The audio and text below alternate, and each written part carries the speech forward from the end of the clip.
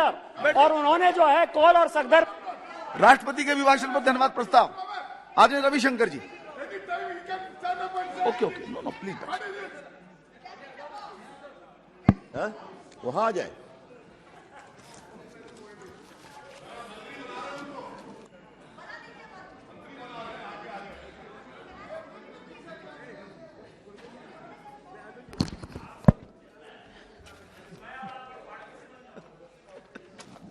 माननीय उपसभापति जी,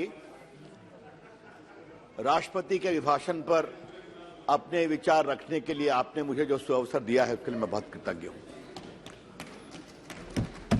महामहिम राष्ट्रपति का अभिभाषण, माननीय उपसभापति जी, एक संवैधानिक मर्यादा है, एक बहुत ही गहन संसदीय परंपरा है और 75 साल में यह परंपरा बहुत स्थापित हुई है। हम सभी अपनी बातें कहते हैं, लेकिन उसके मर्यादा का सम्मान भी होना चाहिए। ठीक है, लोगों को अपनी बात कहनी चाहिए, हम भी अपनी बात कहेंगे। कल मैं कांग्रेस के सम्मानित नेता राहुल गांधी को सुन रहा था। टिप्पणी थी, कुछ पीड़ा भी थी, कुछ क्लेश भी था, कुछ गुस्सा भी था, कुछ हताशा भी थी। उन्होंने कहा कि मैं हजारों किलोमीटर चलकर आया हूं और लोगों से मिला हूं और उनकी हमने आवाज सुनी है। माननीय उपसभापति जी, आपका भी बहुत लंबा राजनीतिक जीवन है, यात्रा हम सभी करते हैं। यात्रा में आप मिलते किससे हैं इसका भी बड़ा असर पड़ता है, और अगर आपके साथ विध्वंसक तत्व यात्रा में चलते हैं तो उसका भी असर आपके ऊपर होता है। और ये तो हमने देखा ही देखा कि उनके साथ एक पूर्व मुख्यमंत्री चल रहे थे जो सेना से उनके शहादत का सबूत मांग रहे थे, और जब ये देश में हंगामा मचा तो उनके जो प्रवक्ता हैं या मीडिया हेड हैं वो उनको रोकने की कोशिश कर रहे थे। ये सब हमने देखा टीवी पर। तो जब अच्छा, आप थोड़ा शांत रहिए दादा, शांत रहिए। अभी बहुत कुछ बोलना है। माननीय उपसभापति जी, तो उनके पूरे भाषण में हमको 3 बात दिखाई पड़ी। एक, हताशा, फ्रस्ट्रेशन। दूसरा, ए सेंस ऑफ इंटाइटलमेंट कि सरकार तो हमें ही चलानी है, ये नरेंद्र मोदी कहां से आए हैं और जीत जा रहे हैं। समस्या यही है अध्यक्ष जी, उपसभापति जी। वो 14 में हारे, वो 19 में हारे और 24 में और कसकर हारने वाले हैं। लेकिन फिर भी, लेकिन उपसभापति जी, उससे एक बड़ी बात मुझे कहनी है। क्या बोलते समय सारी संवैधानिक मर्यादाओं को तार तार कर दिया जाएगा? ये एक बहुत बड़ा सवाल है, और आज मैं आपके सामने इस विषय को बहुत गंभीरता से रखना चाहता हूं। इस संसद को कभी ना कभी यह विचार तो करना पड़ेगा। आप कुछ भी बोल जाएंगे। विदेश नीति की बात हो रही थी, श्रीलंका को लेकर एक बात कही गई, और मेरे पास डॉक्यूमेंट हैं कि जो उन्होंने रेफरेंस दिया वहां के राष्ट्रपति ने उसको डिनाई किया और उस व्यक्ति ने विड्रॉ किया। झूठ बोला गया।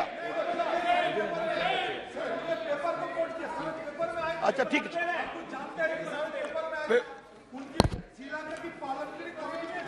अच्छा ठीक है बाबा, अरे मेरे पास ट्वीट भी है, हम डॉक्यूमेंट लेके आए। अधीर बाबू शांति से बैठिए आप। नहीं, अभी हम नहीं है, चिंता मत करिए आप, चलिए, हम पार्टी के कार्यकर्ता हैं। तो मेरा कहना अध्यक्ष जी एक है कि आप विदेश नीति की बात बोलते हैं, और बोलते हैं तो आप कोर्ट करते हैं एक पर्टिकुलर अधिकारी को। वहां के राष्ट्रपति ने उस सारे एलिगेशन को डिनाई किया ट्वीट कर करके, और उस पदाधिकारी ने कहा कि भावनाओं में बह के मैंने कहा मैं उसको अनकंडीशनली विड्रॉ करता हूं। आप इसको छुपा जाते हैं। राहुल गांधी ने इस हाउस को मिसलीड किया है, मैं पूरी जिम्मेदारी से कहना चाहता हूं।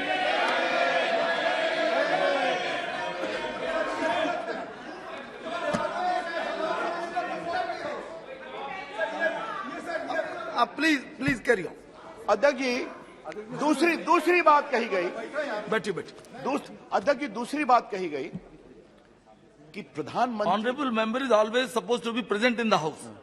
दूसरी बात कही गई नहीं हो सकता है जी, प्लीज। दूसरी बात कही गई कि प्रधानमंत्री जाते हैं तो एक उद्योगपति उनके साथ जाते हैं, उनके पक्ष में फैसले होते हैं। अध्यक्ष जी, सामान्यतः हम उद्योगपतियों का विषय नहीं बताते हैं, बनाते भी नहीं चाहिए।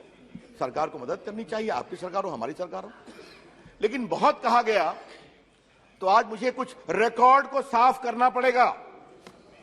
अध्यक्ष जी, ये बताइए 2008 में Adani purchases Bunyu coal mines in Indonesia as its first overseas purchase. 2008 में किसकी सरकार थी? उनकी सरकार थी, मनमोहन सिंह की सरकार थी। 2010 UPA rule, Advani group acquired the Carmichael mine in Australia. किसकी सरकार थी? आपकी सरकार थी। 2010 UPA rule, Adani announced a 1.65 billion deal with the Indonesian government for setting up rail and port infrastructure. 2010 में अधीर बाबू आपकी सरकार थी ना? अच्छा, आपनी बोशन नहीं, अभी कैसे बोलेंगे? अच्छा ठीक, बैठिए। आप केवल चेयर मान्य, केवल चेयर प्लीज। 2011 में यूपीए रूल में Adani buys Galilee mine and Abbot Point port in Australia. तो सर, क्या हम मान के चलें कि मनमोहन सिंह जी ऑस्ट्रेलिया जा रहे थे और इनको खदान मिल रही थी? क्या मतलब है इसका? भारत के उद्यमी बाहर जाकर काम करे, ये तो अच्छी बात है ना। मुझे मालूम है सर, उनको परेशानी होती है कि नरेंद्र मोदी की अगुवाई में भारत की इकॉनमी दुनिया की 5वीं इकॉनमी बन गई है, यह उनको परेशानी होती है इंग्लैंड को छोड़कर। तो वो पूरी खुंदक। और दूसरी बात है सर, नरेंद्र मोदी की अगुवाई में आज भारत में मेड इन इंडिया वेपन बनते हैं, और वेपन बनते हैं तो 14,000 करोड़ का एक्सपोर्ट हो रहा है, और कमीशन डील व्हील बंद हो गया है। तो उनकी परेशानी होती है सर, क्योंकि उनकी सरकार में तो जब देखिए तो डील है, उसमें व्हील है और फिर कमीशन है, और मामा है सर। हाँ, मामा भी। मामा पर बहुत बोलना है, अभी मुझे बहुत बोलना है, मामा पर काफी बोलना है। तो सर, मुझे कहना आपसे यह है कि वहां मामा भी हैं, वहां जीजा भी हैं, वहां बहुत लोग हैं। मैं आऊंगा। सर, तीसरी बात मुझे कहनी है, इंग्लैंड ही नहीं सर, अब जरा देखा जाए इनका हिसाब। छत्तीसगढ़ सरकार में पारा स्टेट कैट बसन कोल ब्लॉक को इन्वायरमेंटल आपत्तियों के बावजूद क्लियर किया गया सर, और अब उसको एक्सपेंड किया गया है। अब वहां किसकी सरकार है सर? 2022 में क्या गया? इनकी सरकार है सर। मार्च 22 में sir Congress rule Chhattisgarh government approve the expansion of the project. अब राजस्थान देखिए सर, यहां तो और जोरदार है सर। 65,000 करोड़ का पूंजी निवेश अडानी ग्रुप आने 5-7 वर्षों में करने जा रहे हैं। तो राहुल गांधी जी, ये जो इतनी बड़ी राशि राजस्थान में लगाई जा रही है, तो वहां भी कुछ व्हीलिंग डीलिंग हुई है क्या? क्या मतलब है इसका? मतलब क्या है इसका? अब देखिए सर, आप तो खामोश नहीं। प्लीज। अब सर देखिए, केरला में सर, केरला तो और कमाल की बात है सर। वहां पर विजयनम जो पोर्ट है, वो नया पोर्ट अडानी पोर्ट के नाम से वो शुरू हो रहा है। वायबिलिटी गैप फंडिंग भी की गई है, और प्रोजेक्ट्स अमाउंटिंग टू 21,000 करोड़। तो क्या केरला, क्या छत्तीसगढ़, क्या राजस्थान, क्या बंगाल, हमें कोई इस पर आपत्ति नहीं है सर। मेरी बात समझा जाए, भारत के उद्यमी क्यों नहीं आगे बढ़ने चाहिए? सवाल यह है, ईमानदारी से बढ़ाए जा रहे हैं या डील या व्हील के साथ बढ़ाए जा रहे हैं? नरेंद्र मोदी जी की सरकार ईमानदारी से काम करके बढ़ाती है सर, और हमें बहुत गर्व है कि नरेंद्र मोदी सरकार की अगुवाई में आजकल कमीशन बंद हो गया है। इसलिए उनको परेशानी है, इसलिए परेशानी है उनको।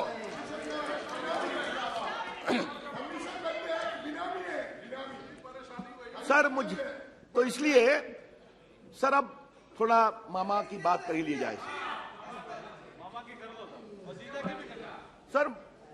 थोड़ा बोफोर्स वगैरह के मुझे विस्तार से देखने का अवसर मिला था, और 2G घोटाला, चाहे बाकी घोटाले, कोल घोटाला, ये सब देखने का अवसर मुझे मिला था सर, विपक्ष के रूप में भी और 2 विभागों के मंत्री के रूप में भी सर।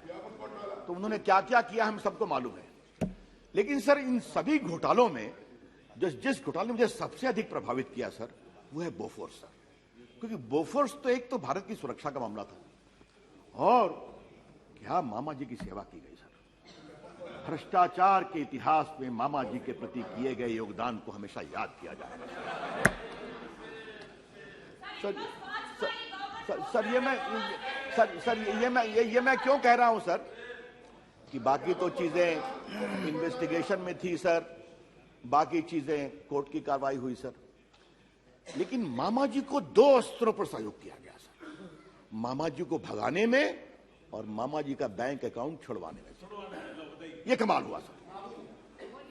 अब आपको बताता हूं सर, मामा जी के खिलाफ कार्रवाई हुई तो मामा जी यहां से भाग गए। कोतरोकी नहीं। अब कोतरोकी जी सर बार बार उनका परिवार और इनका परिवार खूब खेलना, मिलना जुलना, ये सब रिकॉर्ड भरे हुए हैं मेरे पास सर। मैं बोल रहा हूं, जिम्मेदारी से बोल रहा हूं। लेकिन सर मैं इसको कंफर्म कर रहा हूं सर, जिस तरह से उनकी सरकार ने मदद की सर। कोतरोकी साहब भागे, कोलालमपुर में अपील लेट फाइल किया गया, वहां से चले गए अर्जेंटीना सर, वहां भी कार्रवाई में देर किया गया, फिर वो भाग करके इटली चले गए। तो सर वो भाग गए इटली। रूडी जी, इटली काफी सुरक्षित जगह है परिवार के लिए, मालूम है ना आपको? हाँ, काफी सुरक्षित जगह है। लेकिन सर सबसे तो शर्मनाक बात हुई सर कि लंदन में जो कमीशन का पैसा था सर, वो बैंक अकाउंट में जमा था, और जमा था तो वो ब्रिटिश सरकार ने उसको इंपाउंड कर रखा था। उस समय के कानून मंत्री ने भारत सरकार के एडिशनल दत्ता साहब को लंदन भेजा, और क्या कहा ये मैं जरा आपके सामने रखना चाहता हूं, थोड़ा सा ये लोग भी सुने तो बड़ा अच्छा लगेगा कि उसमें उन्होंने कहा सर, कमाल की बात है सर। अरे आप तो ज्यादा क्या हम आपको बोले, चलिए।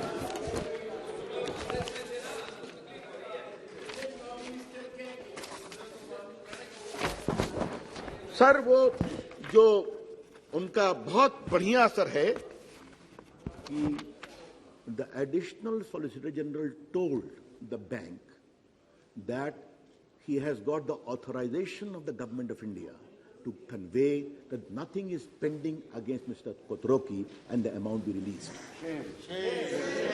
और ये पूरा ईमेल में है सर मेरे पास, आप कहेंगे तो मैं रख दूंगा। तो आप भगाने में मदद करते हैं, आप उनका पैसा छुड़ाने में मदद करते हैं, और भेजने वाले कौन थे उस समय के स्वनाम धन्य माननीय कानून मंत्री हंसराज जी। मैं सब सदन के सामने बोल रहा हूं। तो सर ये इनकी सर क्या, एंड सर एक बात मैंने कल हल्के से कहा था, यह आरोप किसने लगाया? जो खुद भ्रष्टाचार के केस में बेल पर है, वो लगा रहा है। उनकी माताजी बेल पर हैं और उनके बहनोई साहब बेल पर हैं। और वो केस क्या है? वो केस है कि 50 लाख में आपने 5,000 करोड़ की प्रॉपर्टी हथिया ली। ये सही बात बोल रहे हैं। और सर ये सर मैं बोल रहा हूं नेशनल हेराल्ड के मामले में सर, नेशनल हेराल्ड, अरे आप ट्रायल फेस कर रहे हैं, छोड़िए सर नेशनल हेराल्ड के मामले में सर आप ध्यान रखें सर कि एक आजादी के आंदोलन का अखबार था, उसके शेयर गोविंद वल्लभ पंत, नेहरू जी, टंडन जी सब लोग रखे थे सर। एक रात उसके सारे को बेच दिया गया यंग इंडिया को। यंग इंडिया के ओनर कौन कौन थे? माता जी और पुत्र जी और मोतीलाल वोरा जी सर। और उसको जो 90 करोड़ रुपया लोन दिया गया था कांग्रेस पार्टी के द्वारा, यहां पर आया तो उस लोन को राइट ऑफ कर दिया गया। और क्या मतलब हुआ कि राहुल जी और उनकी माता जी के कंट्रोलिंग शेयर के यंग इंडिया को मुंबई, दिल्ली, लखनऊ, पटना और चंडीगढ़ की भारी प्रॉपर्टी मिल गई। ये है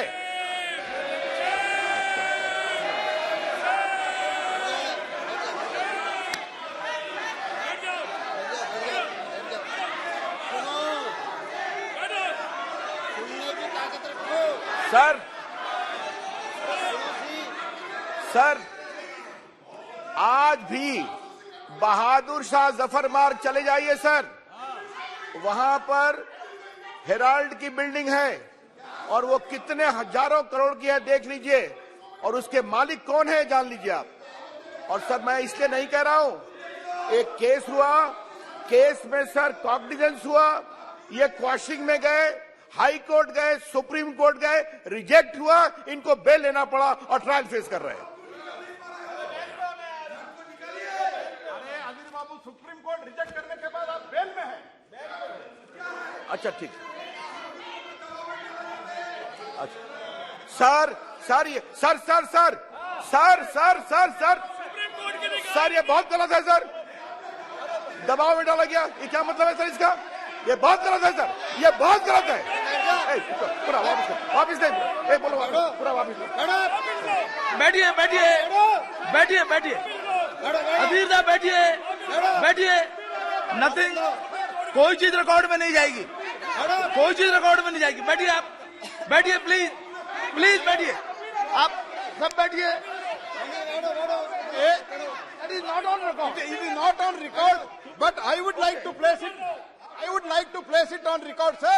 This is the thinking of the Congress party. They do not even believe the institution, including Supreme Court. Okay okay, please please, माननीय सदस्य जी, रविशंकर जी प्लीज सर बैठिए, सब लोग प्लीज बैठ जाइए। आप बैठ जाइए बैठ जाइए, no no, sit down please, sit down, no no no, बैठिए। आप बोले प्लीज।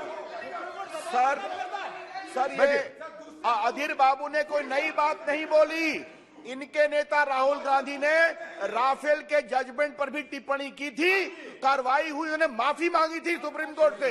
क्या बात कर रहे हैं आप? आपके नेता का भी वही हाल है और आपका भी वही हाल है। चलिए सर हम लोग बैठिए, आप बैठिए, नो, अधीर साहब बैठिए, बैठ जाइए प्लीज, बैठ जाइए प्लीज, बैठ जाइए। आपके जब वक्ता बोले, अभी आपके वक्ता बोलेंगे तब बैठिए, आप बैठ जाइए, आपको अभी अवसर और है, उसमें आप बोलिएगा। Now let honourable member speak, please please please. Sir ji, कभी कभी सच्चाई कड़वी होती है, उससे तलखी होती है सर, हमें जरा वही पर तकलीफ उनको होती है सर, तकलीफ होती है, इसलिए हमें कोई परेशानी नहीं। पेट में दर्द होता है, पेट में दर्द होता है। बैठिए सर, तो सर मैंने खाली अभी देखिए सर, हमने अभी खाली बोफोर्स और नेशनल कहा तो इतनी परेशान हो गए, अब 2G पर क्या बोले, कोल स्कैम पर क्या बोले, आदर्श घोटाला पर क्या बोले, कॉमनवेल्थ पर क्या बोले, 1,80,000 crore scam of 2G, nearly 2 lakh crore of coal scam, 70,000 crore of Commonwealth scam. ये सब कब हुआ? जब उनकी सरकार थी सर, मालूम है? आदर्श घोटाला, और सर आदर्श घोटाले में तो सर शर्मिंदगी की सारी पराकाष्ठा पार कर गए। जो मकान बने थे सैनिकों के लिए, उनकी विधवाओं के लिए, उसको किसने लिया? सुशील कुमार शिंदे, अशोक चौहान ने। यही तो इनका हालत है।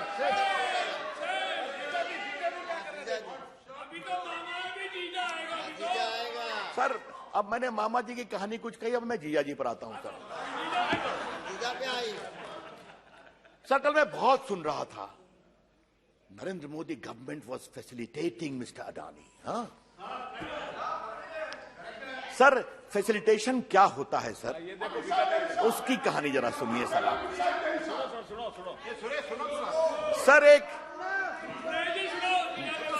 सर मॉडल ऑफ डेवलपमेंट बहुत होता है सर, लेकिन सर एक वाड्रा मॉडल ऑफ डेवलपमेंट है सर, कमाल।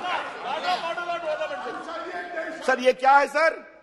हरियाणा में एक कंपनी बनाओ, दबाव से जमीन ले लो, फिर एक हाउसिंग कंपनी से लोन ले लो, फिर वो हाउसिंग कंपनी आपको पूरा महंगे दाम में खरीद होती है, और कुछ करोड़ के इन्वेस्टमेंट पर आप 300 करोड़ के मालिक बन जाओ। देखिए तो क्या है सर, क्या है? ये कहते हैं वाड्रा मॉडल ऑफ डेवलपमेंट। अब सर वहीं पर बात नहीं हुई सर। हमारे अर्जुन मेघवाल जी बीकानेर कह रहे हैं सर, मुझे मालूम है बीकानेर के कई इश्यूज हैं। हाँ सर मुझे मालूम है इस मामले पर हम दोनों ने कुछ काम किया था सर, वो तो हाइट हो गया सर। ओके ओके, 1500 एकड़ जमीन ली गई सर। 300-350 एकड़ जमीन बनोई जी की थी सर, समझे आप? और सर क्या हम लगाएंगे सोलर पावर, और बाद में मालूम हुआ किसानों को दबाव देकर फंसाकर जलसा कर लिया गया। आज 14 FIR है, 3 इनके भनोई जी के भी खिलाफ में है। और वहां फैसिलिटेशन कौन था? The great chief minister, the great government of Rajasthan, like the great government of Haryana. This is called facilitation, to help increasing the Vadra model of development. तो सर पूरा सब कुछ तो भरा हुआ है सर। उसके बाद एक मुझे और बड़ी बात कहनी है सर। क्या क्या बातें कही गई सर। मैं बहुत विनम्रता से एक बात कहता हूं, अगर नरेंद्र मोदी जी चाहते हैं कि मेड इन इंडिया वेपन्स बने तो क्या गलत है क्या? वो क्या चाहते हैं? सारा वेपन बाहर से आए ताकि डील हो और कमीशन हो। ये अंतर है। और ये मैं ऐसे नहीं बोल रहा हूं सर। क्या आप देख लीजिए सर, ऑगस्टा वेस्टलैंड, क्या जितना भी बाहर से सामान आएगा सेना का, उसमें कुछ ना कुछ डील होगा, कमीशन होगा। राफेल की बात कही गई सर, तो मैं उसका जवाब देना ही चाहता हूं सर। भारत की वायुसेना अपने मारक वायुसेना के लिए बार बार आग्रह कर रही थी। 12 साल इन्होंने वो कॉन्ट्रैक्ट को फाइनलाइज नहीं होने दिया इन लोगों ने। कमीशन नहीं मिला, बस कोई कमीशन नहीं फाइनलाइज हुआ। मुझे गर्व है हमारे प्रधानमंत्री पर, प्रधानमंत्री बने और देश की सुरक्षा के लिए उन्होंने राफेल को इंकरेज किया। आज देखिए राफेल कितने साहस के साथ टाइगर की तरह गरजता हुआ उड़ता है, तो देश सुरक्षित होता है। सर हमारा कहना एक बात है सर, राहुल गांधी जी कुछ मुद्दों पर तो थोड़ा आपसे जिम्मेवारी की उम्मीद हम करें कि नहीं करें सर। ये बात मैं इसलिए कह रहा हूं सर कि मैं बड़ी जिम्मेवारी से कहता हूं राहुल गांधी होमवर्क नहीं करते। मैं हाउस में कह रहा हूं राहुल गांधी होमवर्क नहीं करते, लेकिन जो उनके सहयोगी हैं वो जो उनको बताते हैं थोड़ा उस पर तो देख लिया करें कि मैं क्या बोल रहा हूं, क्या क्या बोल गए सर। राहुल गांधी ने कल की टिप्पणी के 2 काम किया है। आज जब भारत की विश्वसनीयता दुनिया में आर्थिक क्षेत्र में आगे बढ़ रही है तो उन्हें दुनिया को बताया है कि मैं इसके खिलाफ हूं। और दूसरा सर, भारत के उद्यमी बाहर में जहां काम करेंगे सर, कल ये स्टार्टअप की आलोचना करेंगे और करते ही रहते हैं सर। क्या करते हैं याद करिए सर, जब पूरे कोविड में मोदी जी हिम्मत करके मेड इन इंडिया वैक्सीन बना रहे थे, इन्होंने क्या क्या खिल्ली उड़ाई कि मेड इन इंडिया वैक्सीन विश्वसनीय नहीं है। जब स्टार्टअप की बात हुई तो उन्हें क्या क्या विरोध किया। What is startup? हर विषय पर भारत की उद्यमशीलता, भारत की एंटरप्रेन्योरशिप को कमजोर करना राहुल गांधी की फितरत हो गई है, ये मैं कहना चाहता हूं। और ये क्यों है सर? फ्रस्ट्रेशन है कि ये व्यक्ति सत्ता में कैसे आ गया। तो भाई राहुल गांधी जी, अगर आपको देश की जनता वोट नहीं देती तो हम क्या करें?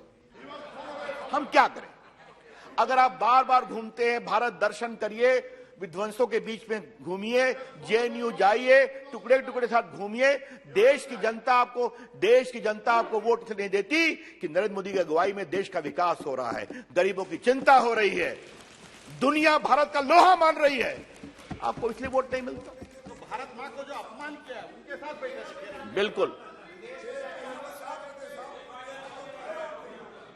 सर, मुझे एक बात करनी थी सर।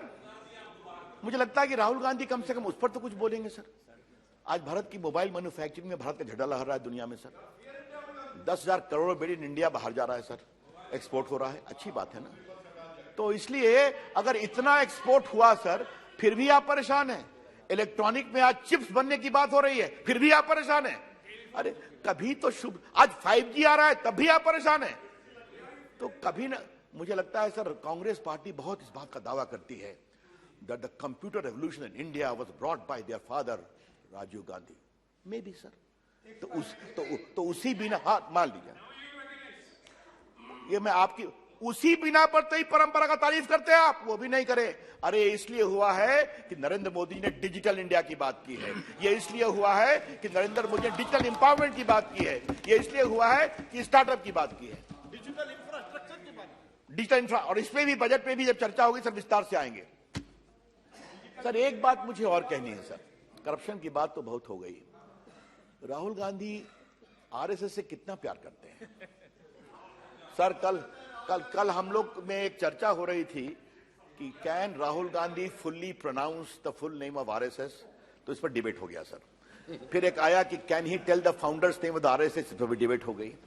सर आज मैं उसको बहुत विनम्रता से बात कहना चाहूंगा, राहुल गांधी जी एक देशभक्त राष्ट्रीय स्वयंसेवक संघ 1925 से देश की सेवा कर रहा है, और हम सबों को गर्व है कि हम लोग स्वयंसेवक हैं और रहे हैं, राष्ट्रभक्ति का पाठ पढ़ा है।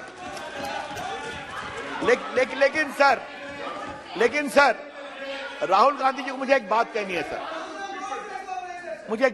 सर, राहुल गांधी जी आप ही नहीं, आपके पिताजी, आपकी दादी जी और आपके परनाना जी सब संघ की आलोचना करते थे, नेहरू जी, इंदिरा जी।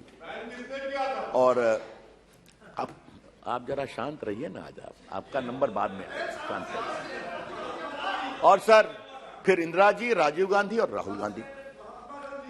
आज सर देखिए राष्ट्रीय स्वयंसेवक कहां से कहां पहुंच गया, वो विचारधारा देश में कितना लोगों ने स्वीकार किया। आज हम लोग सत्ता में हैं तो गर्व से हैं, जनता के आशीर्वाद से हैं, और देखिए वो कहां चले गए सर, देखिए कहां चले गए। और आगे भी जाएंगे। अब अभी आज काफी चर्चा होती है सर कि 24 में उनका नंबर कितना आएगा, ये तो हम लोग 24 में देखेंगे ही, हम भी रहेंगे, आप भी रहिएगा, और घटने वाले हैं आप। 24 में 24 ही रहेगा सर मेरा खाली कहना है, एक बार तो आप विचार, अब क्या कह गए सर आप कि पूरी अग्निवीर योजना आरएसएस ने बनाई है। अब इसका कोई मतलब है सर? ये अपने बेसिक समझदारी का अभाव है। जो पूरी योजना सेना के विशिष्ट लोगों ने पर्याप्त चर्चा करके बनाई, सेना के जनरल्स बैठे, कई राउंड कंसल्टेशन हुआ, उसके बाद हुआ कि उम्र कम करने का विषय बहुत दिन से चल रहा है, वो किया गया। अब सर मेरे पास एक संख्या है सर कि इसके बाद कितना बढ़ा है सर, तो एयरफोर्स ने सर जो बात कही है उसमें सर है कि 7 लाख से अधिक IAF received 7.5 lakh applications under Agnipath scheme close registration. तो सर आप मुझे ये बताइए कि जो अग्निवीर स्कीम इतना लोकप्रिय हो रहा है तभी तो संख्या बढ़ रही है। तो सर मेरा आर्मी में भी वही है सर, पूरे महिलाएं बहुत आई हैं। आज तो सर हमें गर्व से कहना होगा सर, और आज मैं उस दिन 26 जनवरी पर बैठा हुआ था, कर्तव्य पथ पर हमारे सारे मित्र बैठे हुए थे। जिस तरीके से भारत की नारी शक्ति को मोदी जी ने सम्मान दिया है, हमें बहुत गर्व है। सेना की सारी टुकड़ियों का लीड एक महिला अफसर कर रही थी, मिसाइल जो चला रहा था उसको भी एक कैप्टन महिला कर रही थी, एयरफोर्स के टैब्लू पर एक महिला फ्लाइंग ऑफिसर थी, और सीआरपीएफ के बटालियन में लेडी बटालियन लीड कर रही थी, जिसे बेस्ट मार्चिंग कंटिजेंट का अवार्ड दिया गया। और असम राइफल्स में भी महिला यूनिट थी। तो जब हम कहते हैं बेटी पढ़ाओ बेटी बचाओ, तो बेटी को आगे बढ़ाओ, और वो आगे बढ़ी हुई बेटियां कर्तव्य पथ में दिखाई पड़ रही थी, अग्निवीर में भी आ रही है। तो कृपया करके इस तरह की गलत बयानी कर करके, झूठ बोल करके नहीं करना चाहिए राहुल गांधी जी। लेकिन एक ही बात है सर, कितना समझाया जाए इनको सर, बड़ा सवाल, ये बहुत बड़ा सवाल सर। ये बात मैं इसलिए कह रहा हूं सर कि एक बार आदमी हारता है तो थोड़ा जांचता है कि हमसे क्या गलती हुई, दोबारा हारता है तो और जांचता है। सर यहां समस्या क्या है? हारो या जीतो कोई पूछने वाला है नहीं, यही सवाल है सर। वो लोग भी ना पूछेंगे, ना उनके समर्थक पूछेंगे, अंदर अंदर खूब बात करेंगे। हम नीचे गिरते जा रहे हैं, पता नहीं क्या होगा, आप और नीचे गिरेंगे।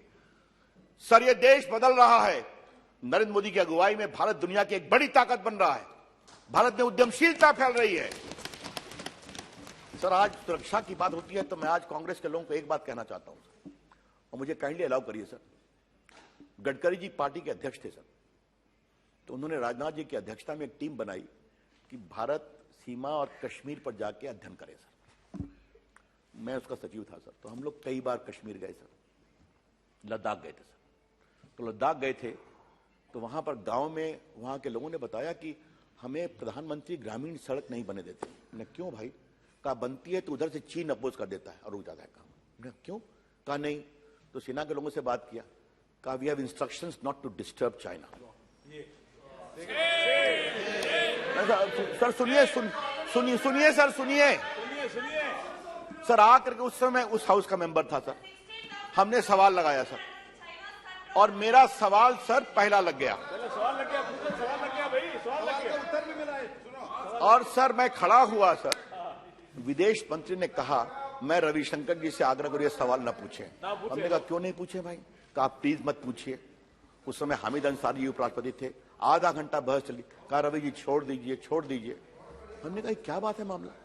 मालूम हुआ कि उनकी ऑफिशियल लाइन थी कि हमें इंफ्रास्ट्रक्चर बनाकर चीन को गुस्सा नहीं देना है। ये उनके स्टेटमेंट है ए.के. एंथोनी के हाउस में। ये चीन के प्रति आपके उदार और सर ये आज की स्थिति है कि नरेंद्र मोदी की अगुवाई में सर लद्दाख से लेकर अरुणाचल तक सारी सड़क बन गई है, सारे पुल बन गए हैं। वाइब्रेंट विलेज ग्लोबल आ गया है।